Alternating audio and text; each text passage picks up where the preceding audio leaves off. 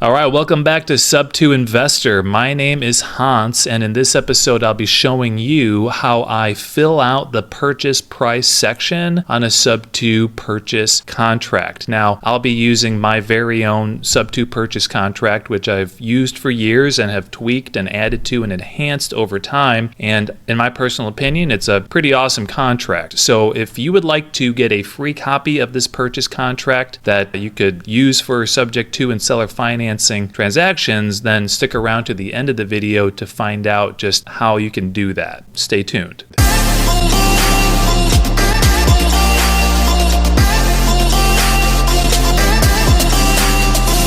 Now, in this particular example, I'm going to be piggybacking off of my previous episode in my How to Subto video series, a series in which I'm showing you some of the tools, tricks of the trade that I use to go out, find, and close on subject to and seller financing real estate deals. In the previous episode, I was going through a deal analysis, a deal evaluation of an actual property that one of my mentorship students was interested in possibly purchasing.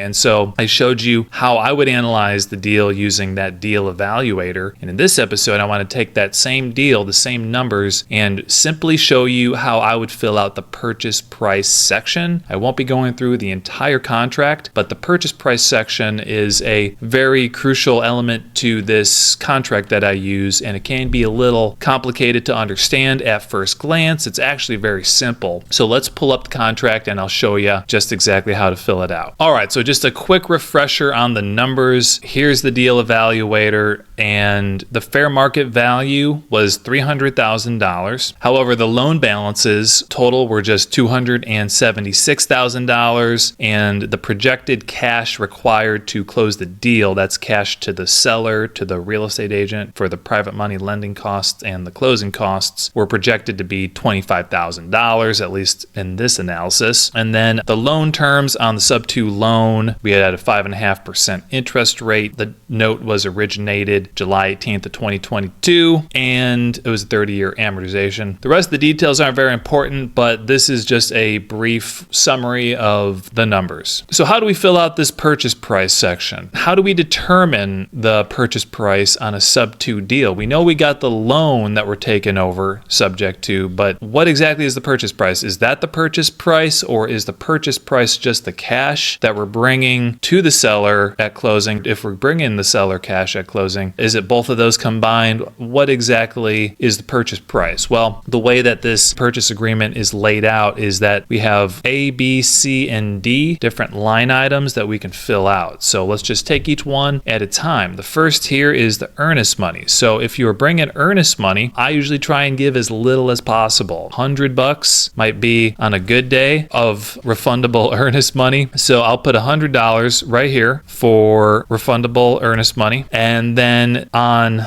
line B, we have an amount for conveyance taken subject to existing liens. This is where we're going to put the Subto loan unpaid principal balance. Now, this example is a very simple example. It becomes more complicated once we add in if there's a partial claim, like a second loan, or if there's other liens we're taking subject to. But this example is just one first lien, first loan, first mortgage or deed of trust that we are taking subject to. And the principal balance was $267,387. So that's what we're going to put right here on this line item, $267,387. And pardon the formatting issues here. So that is the unpaid principal balance on the subject to loan. Principal balances, see, even this says right here, principal balances after the conveyance taken subject to the existing liens, namely principal balances of, and then we're just going to spell out that same number. And what I like to do is specify that this is unpaid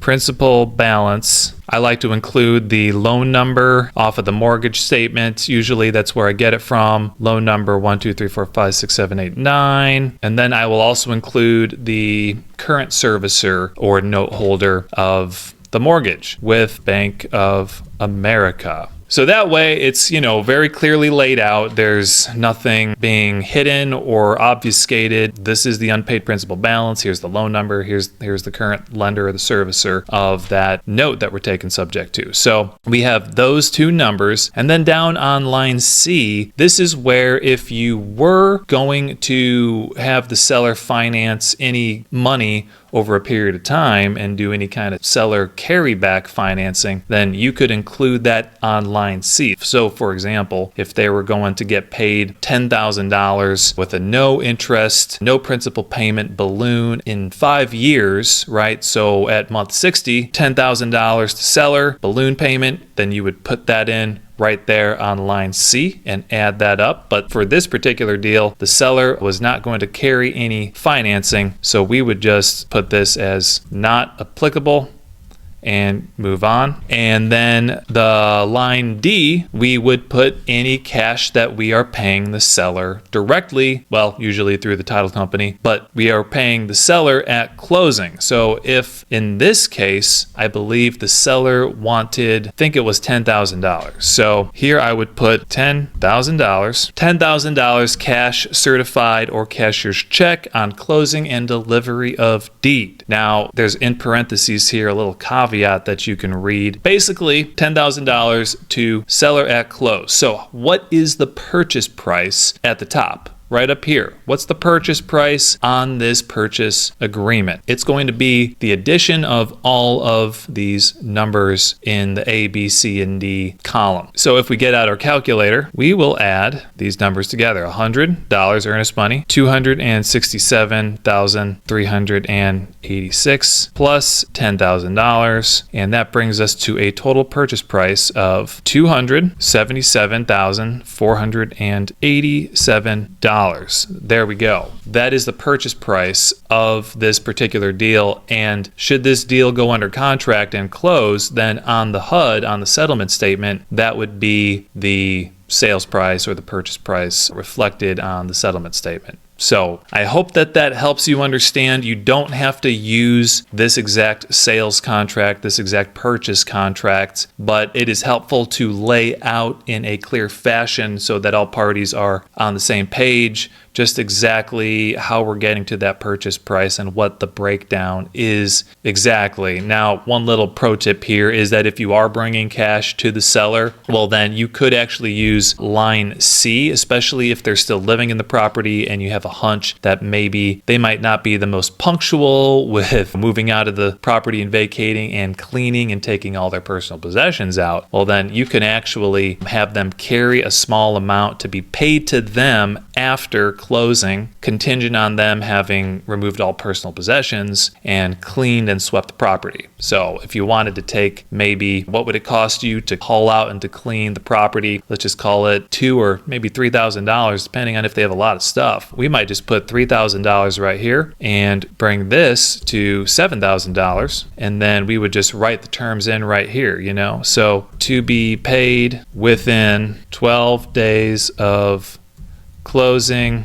contingent upon sellers vacating the property and cleaning and vacating the property, removing all personal possessions, and cleaning and sweeping the property. Or something to that effect. You get the point, but there's all sorts of creative things you can do to protect your best interests and protect the seller's best interests. Having a clearly written contract that lays out the subject to financing, yada, yada, yada, is definitely part of just best business practices. All right, that's it. So if you would like a free copy of my purchase contract, then all you got to do is reach out to me at Hans@sub2investor.com. That's Hans at SUB2investor.com, and I'll gladly share a free copy of my purchase contract with you. If you found this content valuable and perhaps inspirational for you to go out and lock up your next subject to deal, or perhaps your first subject to deal, and if you think that this content is giving you some confidence that you can go out and do that, well, then please let me know by liking this video, subscribing, and leave me a comment below just to share your thoughts and maybe tell me what you would like me to talk about and address in future videos. Until next time, stay creative.